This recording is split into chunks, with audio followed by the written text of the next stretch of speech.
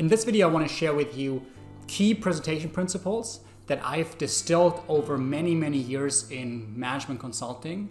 I personally could talk for hours about all the different nuances of great business presentations, but I want to spend the next 10-15 minutes to share with you the key principles. If you only had 10 minutes, 15 minutes, what would be the 5 key principles and tactics that you should apply? I personally have worked for a top management consulting company, Bain Company, for over 5 years. I've created thousands of presentations and I've learned what it takes to create good ones and to actually create compelling ones. The reason I recorded this video is because number one, presentations are so important. Presentations are the de facto standard in today's business world for communicating ideas, for discussing something. And number two, I think there's so much misleading advice out there. A lot of people learn from online videos, from TED conferences, or they say, oh, I use Steve Jobs for inspiration. But I think that's very misleading because those types of presentations are not what's effective in today's business world. Most of the online videos of great presenters are keynote presentations. It's one person talking to a big audience. There aren't any questions. The presenter has credibility, so he won't get challenging questions. And that couldn't be further from what's happening and effective in today's business world. That's why I want to share with you what I think works in the practice from somebody that actually has created thousands of presentation slides in today's business world, actually presenting to senior clients to different levels in the organization. I've also recorded a couple more in-depth videos for the different principles and sections that you can jump to, and I will add a little in-card link in the video.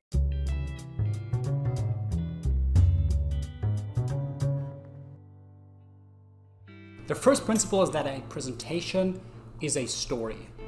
A presentation is not a collection of slides. You're not just combining a bunch of slides and that's your presentation. Your presentation has a goal, an objective. And the way you convince your audience is with a compelling story. For instance, you want to say, first this happened, then this happened, and therefore we should do Y. Or these are the 3 things that have happened. As a result, we should do Y. So you want to kind of take your audience along on a journey. You want to tell them a story to convince them of your recommendation, of your message. And there are a variety of possible stories. A very compelling one and practical one is the pyramid principle. And I've recorded a separate video talking a little bit more about the structures, but that one basically tells you to start with a situation, then a complication, something that has changed, and then your solution, your result. And then you would create a pyramid of supporting arguments, of supporting evidence to support your point. But there are several different types of stories you could think of, and you can come up with your own stories. The key here is to create a storyline. Think of it as, how would you tell your story in a minute or so? How would you convince your audience of your key messages? The next principle is to always have an executive summary. This is a little bit related to my first point of having a story. You want to always start with your storyline. Like what's the story? How are you convincing your audience? And then the next step is, what are the key messages? What are the 3, 4, 5 key messages you want to make sure your audience leaves with? At the end of the presentation, what are the things your audience has to understand and has to remember?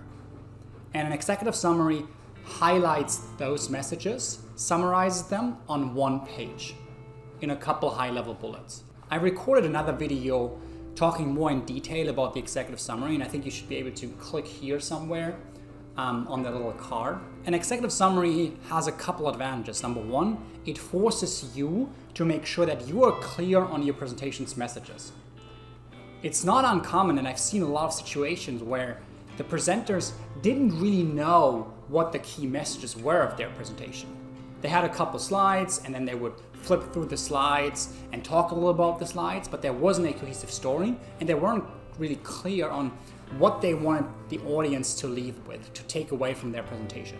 So number one, it forces you to distill actually your presentation, especially when you have longer presentations of 40, 50 pages. It forces you to distill a long presentation to the 3, 4, 5 key messages, key insights.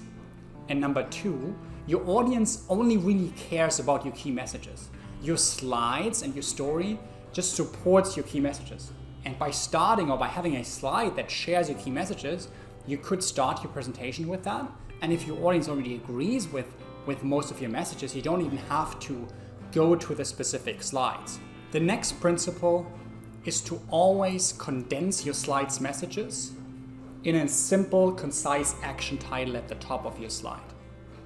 We talked first about the overall storyline of your presentation, then the executive summary summarizing your presentation's key messages, and now then one level down, the specific slides.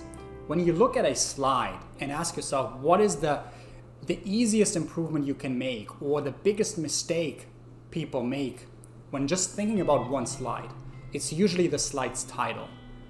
A common mistake is to use a descriptive title on top of your slide. For instance, market outlook, or benchmarking, or sales numbers. That just tells you what is on the slide, what's the thing on the slide, but it doesn't tell you any insights, like what's the so what? Why is this important? Has something changed? What should we do next? So you want to change your descriptive titles to action titles. An action title is, for instance, the market has grown by 3%, beating expectations, or we should enter this market for a few reasons, or we're losing market share. Like anything that provides insight, additional points of view to your audience. By just having a descriptive or topic title at the top, you're wasting space, you're wasting valuable real estate. And the slide title is the most important point. That's what you want your audience to take away with. And then the content on the slide is supporting that action title. If the slide's title says, our revenues have increased significantly by 5% compared to last year, then on the slide, you would show the revenues over the past couple of years. But your message is, revenues are up. That's your message, that's your insight, as opposed to saying revenue on top of the slide. The takeaway here is that is the most important thing you can do for your slides. To improve your slides and to have better slides is to have a specific, insightful, and concise one-sentence action title at the top of your slide, summarizing your slide's message. The next principle, once you have the action title, what do you put on the slide? And this principle is to always try to have as much data throughout your presentation. Basically, you want to sprinkle data across your presentation as supporting evidence. And the reason is that your opinions don't really matter. It's hard to argue in the business world with your opinion by just saying, I believe this is going to happen, or I believe we should do that, or I believe the customer thinks that way. That's not very compelling. Unless you have a lot of credibility, you're the CEO. And that's the reason also why it's so different watching Steve Jobs present or some of the TED speakers as opposed to the business world is. They have credibility. There won't be any questions, any critical questions from the audience. And so they can just say whatever they think to be true, and most of the audience will actually believe it. But in the business world, you might actually present to somebody more senior, which is not uncommon. And so you can't just say, these are my opinions. You need to actually provide compelling evidence. And the most compelling evidence is to use data to prove your point, to prove your messages.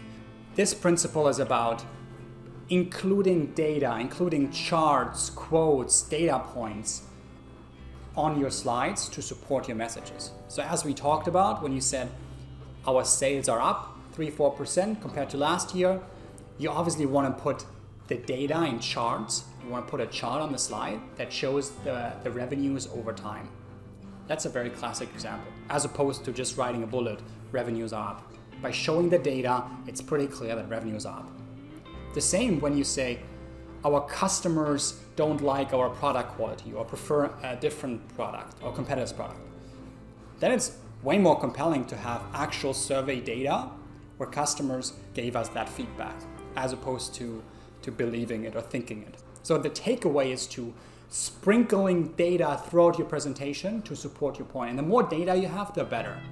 The last principle, once you have a clear storyline, you have an executive summary highlighting your key messages, you have an action title on all your slides, and you have a lot of data on your slides, you want to spend some time formatting your slides. And when you format your slides using color, aligning boxes, changing the font size, you're not going for beauty, you're not going for fanciness. What you're going for is consistency across your presentation and understanding. Consistency means across slides, make sure you use the same colors for the same slide elements, and that the same slide elements have the same size, and so that there is a consistency throughout. That makes it easy for people to understand, okay, this is always the header, okay, this is a table, this is a chart, and our company's colors are green or whatever. Formatting for improved understanding means every time you use a color, you use highlighting. Make sure it helps to convey your message. You're not using color just because you like color. It has to mean something. And a very easy to understand example is when something is positive, when you show pros, you could color that box green, and when you show cons, you could color that box red. Like red is negative, green is positive. That's a very simple example, but I think it brings home the point that color should mean something, and you should use color with purpose.